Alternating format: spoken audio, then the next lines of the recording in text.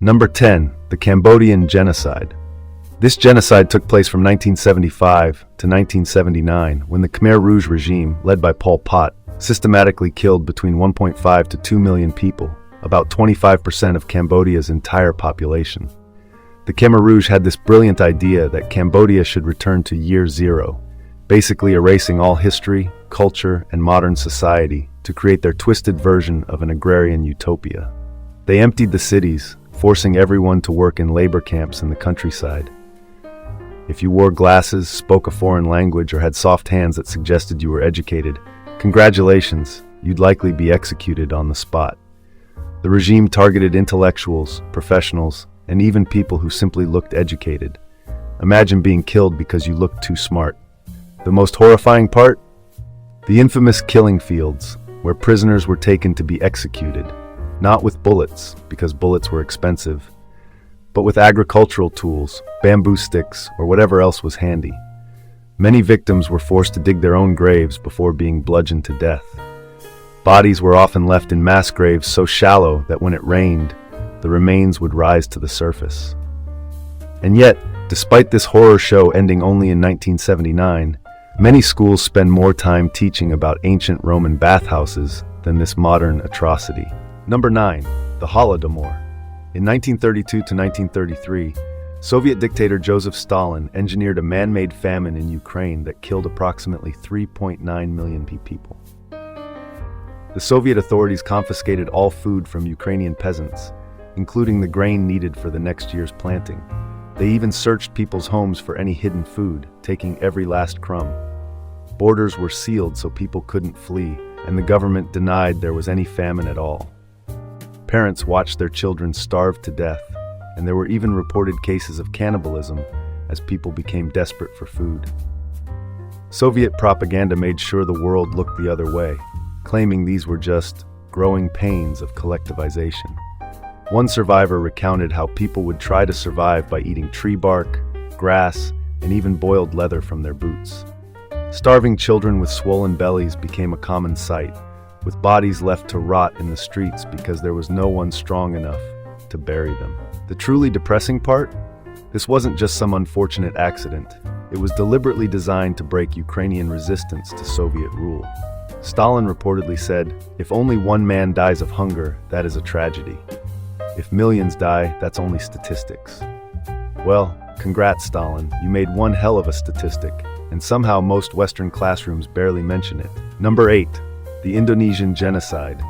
In 1965 to 1966, following an attempted coup in Indonesia, between 500,000 and 1 million people suspected of being communists were systematically murdered. General Suharto used the failed coup as an excuse to seize power from President Sukarno and eliminate the Indonesian Communist Party. The killings were carried out by the military and civilian death squads across the country, often using machetes, knives, and other basic weapons. Many victims were tortured before being killed. Some were forced to dig their own graves before being executed. Bodies were often dumped in rivers, with so many corpses floating downstream that they clogged waterways and washed up on shores. The United States and other Western powers not only knew about these killings, but actively supported them by providing lists of suspected communists to the Indonesian government. Hey, it was the Cold War. Apparently mass murder was fine as long as it was anti-communist mass murder. One government official was quoted saying, "It was like cutting down a tree. You had to cut away the branches first before you could fell the trunk." Those branches were human beings, by the way. And here's the kicker. Most Indonesians today still learn a completely distorted version of these events, while outside Indonesia, it barely gets a footnote in history classes. Number 7. The Circassian Genocide. Between 1864 and 1867, the Russian Empire systematically killed and deported the majority of the Circassian people from their homeland in the North Caucasus. The Russians wanted the fertile land of the Circassians for themselves and to secure access to the Black Sea. So they launched a campaign of ethnic cleansing that killed around 400,000 Circassians through massacres, forced marches, and deliberate starvation. Another 1 million were forced to flee to the Ottoman Empire, but many didn't make it. They were crammed onto disease-ridden ships, with some vessels so overcrowded that captains would throw passengers overboard to prevent the ships from sinking. Those who survived the journey often died of disease or starvation upon arrival. The Russians then settled their own people on the emptied lands, effectively erasing the Circassian presence. Today, less than 10% of Circassians live in their historical homeland. What's even more disturbing, in 2014, Russia hosted the Winter Olympics in Sochi, exactly 150 years after the genocide, right on top of what was once Circassian land. It's like hosting a party on a mass grave and not telling any of the guests. Number 6. The Herero and Nama Genocide from 1904 to 1908.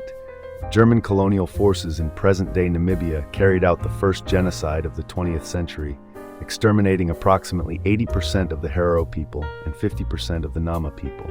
The Germans responded to an uprising by issuing an explicit extermination order. General Lothar von Trotha announced, "Within the German borders, every Herero, with or without a gun, with or without cattle, will be shot." And they meant it. After defeating the Herero in battle, the Germans drove the survivors into the Omahiki Desert, where they sealed off water holes, ensuring that those who escaped the bullets would die of thirst and starvation. Thousands died crying out for water as German soldiers patrolled the desert's edge to ensure no one escaped. Those who surrendered were sent to concentration camps, where they were worked to death, subjected to medical experiments, and women were sexually abused. In one camp called Shark Island, the death rate reached 70%, earning it the name Death Island. Germany officially acknowledged and apologized for this genocide only in 2021.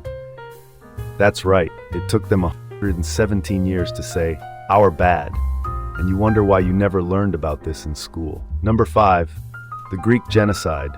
During and after World War I, between 1913 and 1922, the Ottoman Empire carried out a systematic destruction of its ancient Greek population, killing between 300,000 and 900,000 people.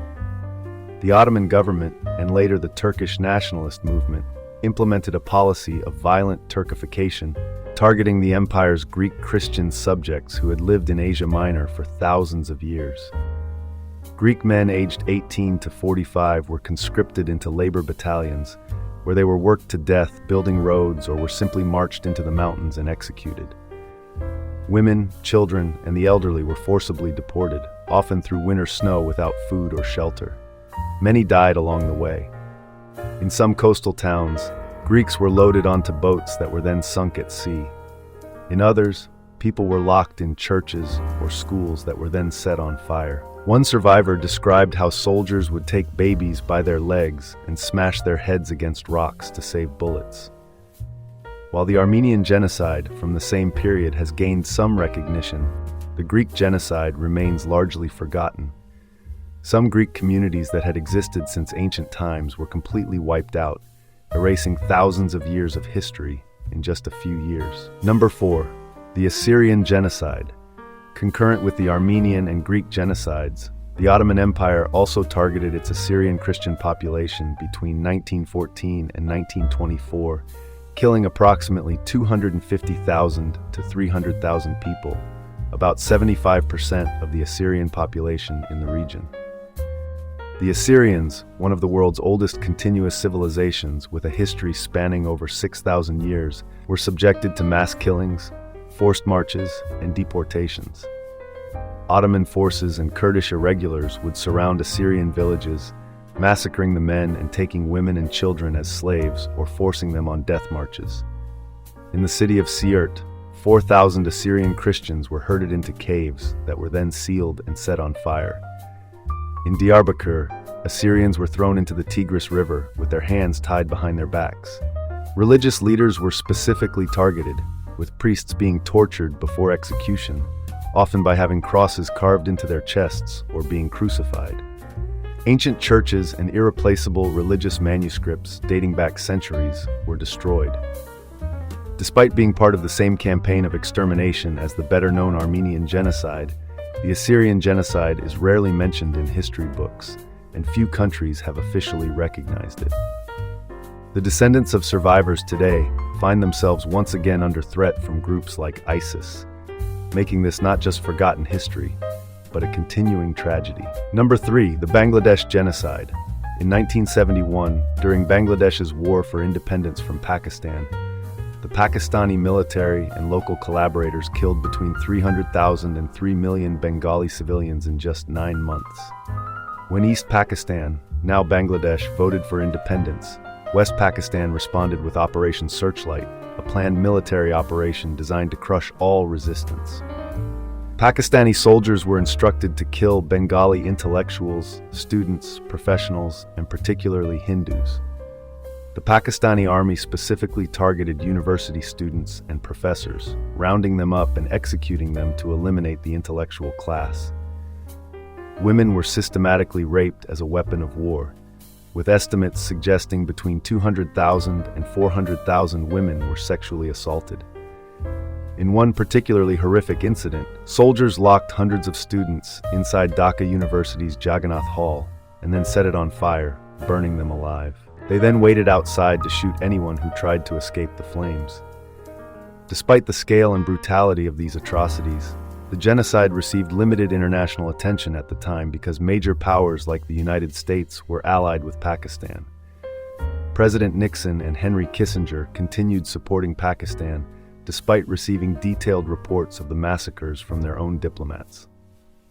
The U.S. diplomat in Dhaka, Archer Blood, sent a telegram titled "Selective Genocide" describing the atrocities, but was recalled from his post for doing so. Some historians suggest that Cold War politics was apparently more important than preventing mass murder. Number 2, the Great Bengal Famine. In 1943, while the world was focused on World War II, approximately 3 million people starved to death in British-ruled Bengal, present-day Bangladesh, and parts of India. Though triggered by a crop failure, the famine was dramatically worsened by British wartime policies. Winston Churchill's government continued to export rice from India to Britain and refused international offers of food aid for Bengal. Churchill implemented a denial policy, confiscating boats and rice stocks to prevent them from falling into Japanese hands if they invaded. This prevented people from fishing and transporting food within the region. When officials begged Churchill to send food aid, he reportedly asked, "If food is so scarce, why hasn't Gandhi died yet?" People became so desperate that they ate grass and tree bark. There were reports of parents selling their children for small amounts of rice, and even cases of cannibalism. Corpses lined the streets of Calcutta as people from rural areas came to the city seeking food, only to die on arrival. British newspapers barely reported on the famine, and when they did, they often blamed it on overpopulation or the Indian people's dietary habits rather than British policies. Churchill, still celebrated as one of Britain's greatest leaders, is rarely associated with this catastrophe in Western education, despite historian Madhushree Mukherjee arguing this was a man-made disaster comparable to Stalin's policies in Ukraine. Number 1. The Congo Free State Genocide. From 1885 to 1908, Belgium's King Leopold II ran the Congo Free State as his personal property, not as a Belgian colony. During this time, an estimated 10 million Congolese died, half the population of the region, making it one of the deadliest genocides in human history. Under Leopold's rule, the Congo was exploited for rubber, which was in high demand following the invention of the pneumatic tire. Congolese villages were given impossible rubber collection quotas. If they failed to meet them, soldiers would cut off the hands of workers, including children, as proof that punishment had been administered. Sometimes soldiers would cut off hands from living people to meet their quotas of punishments when they ran short of ammunition. They would even smoke the severed hands to preserve them until they could be presented to their superiors. Villages that resisted were wiped out entirely. Women were kidnapped and held hostage to force men to collect rubber. Children were murdered in front of their parents to demonstrate what would happen if quotas weren't met. Missionary John Harris wrote in 1899, "The sentries who are placed to watch the natives force these to bring in a certain amount of rubber. These poor souls have to go far into the forest to find the rubber vines, and they are beaten if they do not bring in enough. They are practically slaves." What's particularly disturbing is that this happened at the same time European powers were supposedly bringing civilization to Africa. When news of these atrocities finally reached Europe, there was international outrage, followed by a massive cover-up. Belgian authorities destroyed nearly all records related to the Congo Free State. In most Western schools, if King Leopold II is mentioned at all, it's usually as a footnote about European colonization, not as the architect of a genocide comparable in scale to the Holocaust. Most students learn more about Belgian chocolate than this Belgian perpetrated atrocity.